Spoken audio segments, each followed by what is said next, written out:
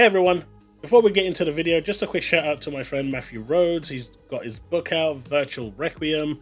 You can buy it from Amazon. Link is in the description below. Go check it out. None of the proceeds come to me. Everything goes to him. I'm just doing a friend a solid. Right, on with the video. What's going on, gamers? TheChaosLounge here. And today we're looking at the situation that's currently transpiring between Game Pass, its sustainability, and the fact that people are saying that Tango closing, I mean, clearly no one cares about Austin, Arcane Austin. No one cares about Roundhouse. No one cares about AlphaDog. I mean, that in itself is disrespectful, right? You've got staff in Roundhouse. Obviously, they were absorbed, but no one really understands what absorbed means. It actually means that those staff were taken and placed into another studio. In this case, ZeniMax Online Services. AlphaDog was completely gone, so all of their staff has been let go, but no one cares about that because no one ever talks about it. No one really cares about Arcane because of Redfall, so no one really cares about that either. The only one that people care about is Tango, and that in itself is kind of disrespectful, right? You don't care about Arcane losing their jobs. You don't care about AlphaDog losing their jobs. You don't care about the few people in Roundhouse who most likely lost their jobs because of the redundancies that are going to come in from duplicate jobs. None of that matters. So what you're saying is your anger is selective.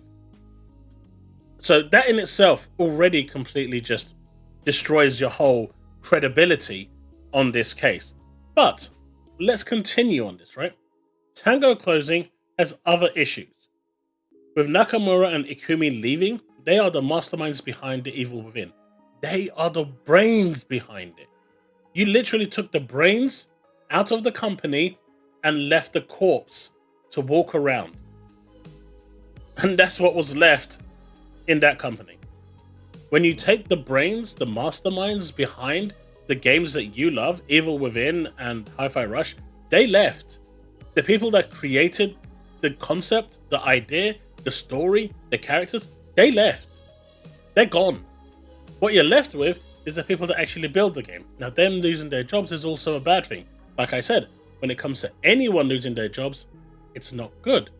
Me, being in the tech industry, where I'm there's a good chance that I could lose my job right now because work is slow. I've been there for 10, 13 years. It doesn't matter. If it gets to that point, they would just tell me to leave, like they told the last 200 people to leave from our company. We're now running on like a skeleton crew. But it doesn't matter because all they care about is profits. And if the company or studio is not bringing the money in, they're just going to downsize until it's sustainable. But they're saying that Game Pass is the reason why Tango closed. And it is not. Because Game Pass in itself is sustainable. Now, Jez here says, it's sustainable. People need to stop acting like 350 million guaranteed monthly revenue isn't sustainable. Oh my god. Do people freak out about Fortnite being free to play? The industry is already in a post-launch monetization state.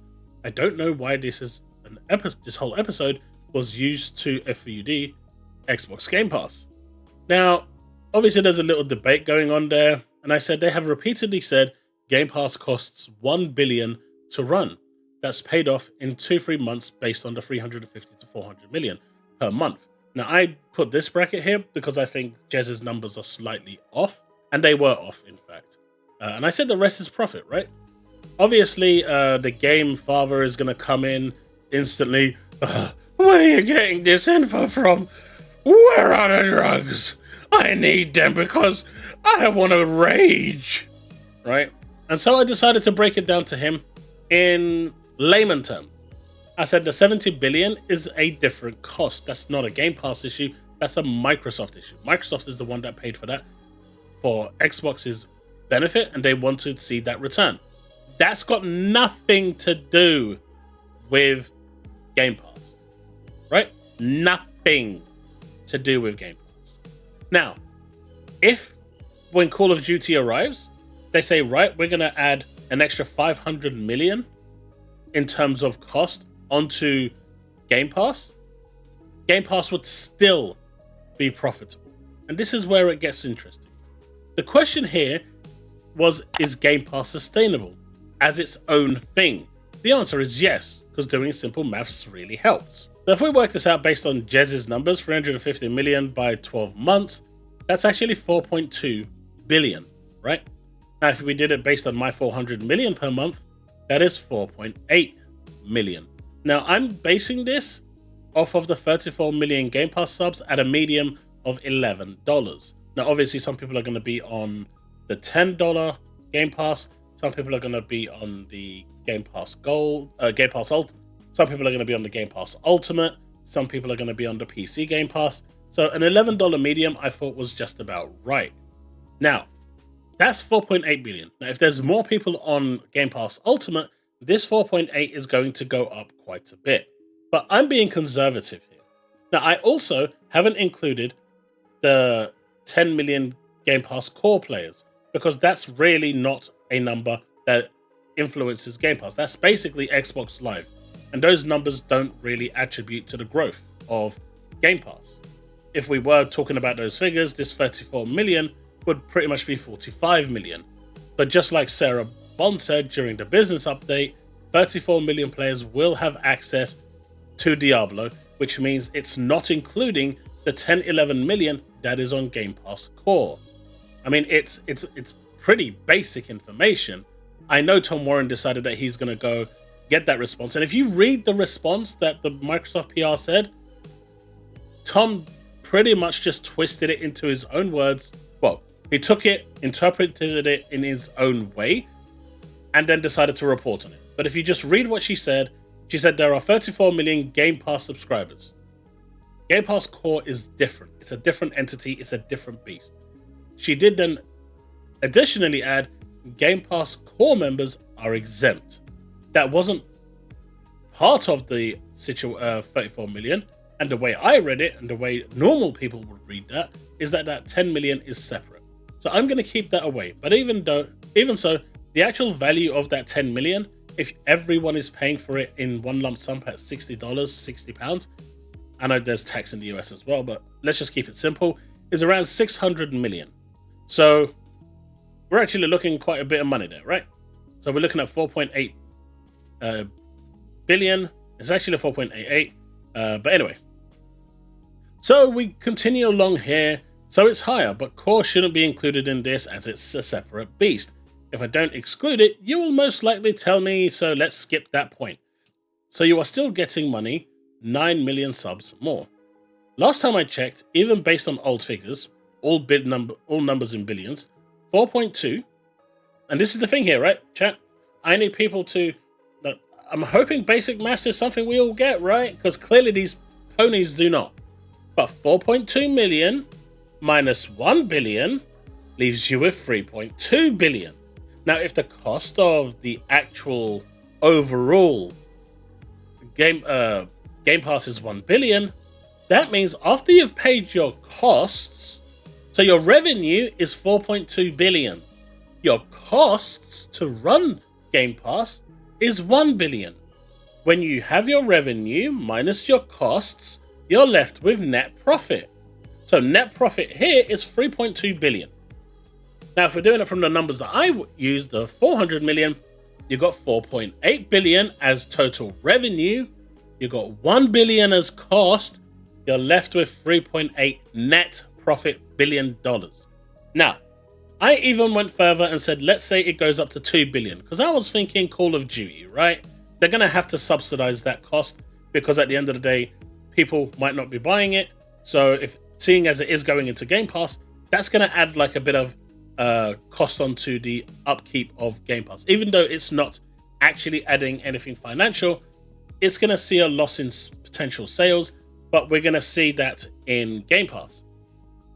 So, based on the current numbers now, so I'm not even looking at the number of Game Pass subscriptions it's going to bring in.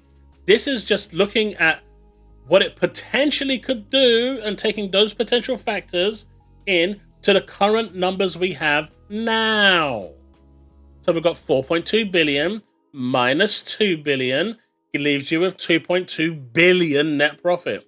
You've got 4.8 billion, which is my numbers, minus 2 billion. That still leaves you with a 2.8 billion profit, which is still pretty healthy, but I'm told 2.8 billion profit is not good.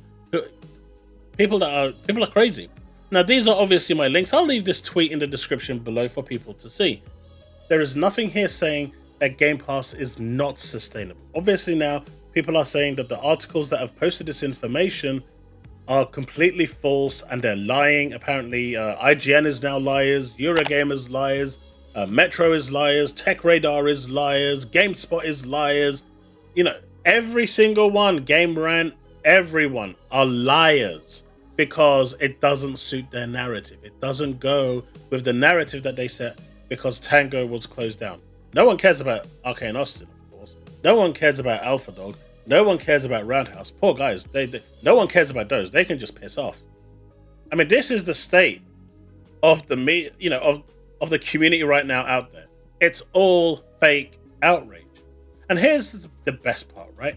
I'm actually seeing now people are upvoting. You know, they're review bombing, but they're upvoting Hi-Fi Rush. Now, here's my question, right? When Hi-Fi Rush came out, these ponies, they shat on the game, they went and review bombed the game, they were leaving negative reviews because it's not on their PlayStation, they were doing, you know, buying the game just to leave a review and then refunding it on Steam. They were doing all sorts. So please tell me, when you're doing fucked up shit like this, what right do you have as a piece of shit to complain now that Tango is gone?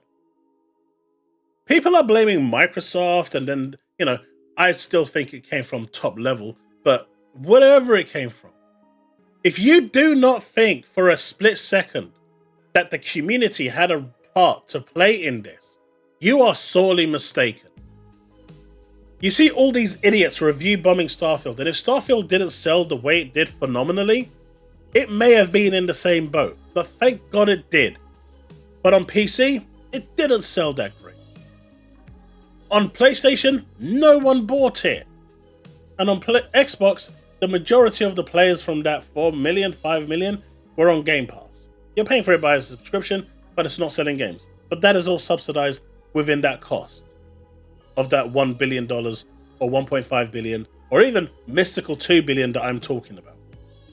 But at the end of the day, if you are going out there and review bombing a game, going to the Xbox dashboard to get the game, review bomb it and give it a negative score after playing it on Game Pass just so you can get your kicks and wins, and then the game decides, you know, and then the studio gets shut down because the game in the company's eyes wasn't successful, or the masterminds that left the studio and left the company stranded and a former shell of what it was, i.e. Shinji Mikami and Ikumi, what right do you have to complain now?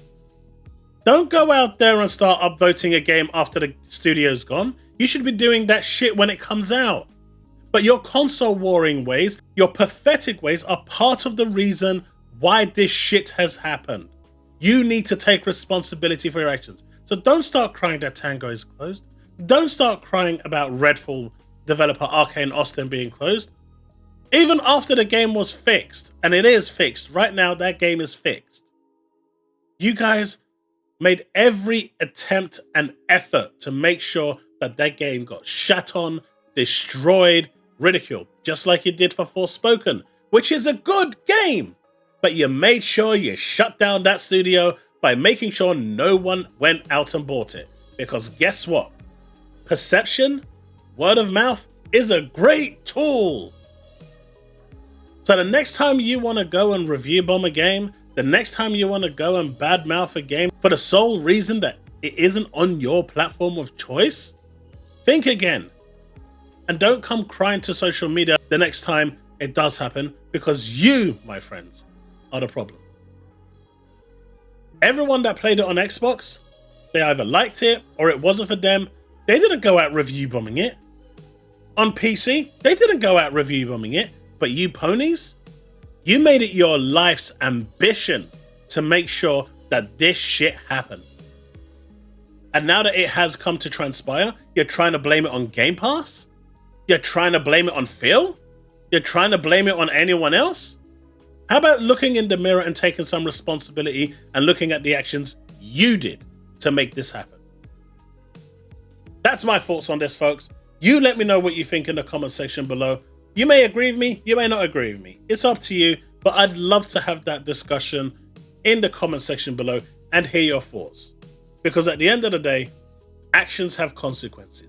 But the reality is Game Pass sustainable? Based on the numbers you're seeing on screen right now, yes they are. And there is no reason to assume that Game Pass isn't sustainable. And even with the added COD effect that I've actually included here, and let's be realistic, COD will increase Game Pass subscriptions. It should, in theory, move the needle. So we're looking at 4.8 billion. That could be 6 billion by the end of the year in terms of revenue gain from Game Pass or more. But I'm going to be conservative again here and just add an extra 1.2 billion, right, to that total number. We are still looking at over 4 billion net profit. How is that not sustainable per year? I mean, they can give me 0.1% of that and I would be set for life. Anyway, that's it. Let me know what you think in the comment section below. Let's have that discussion and I'll see you in the next one. Remain legend.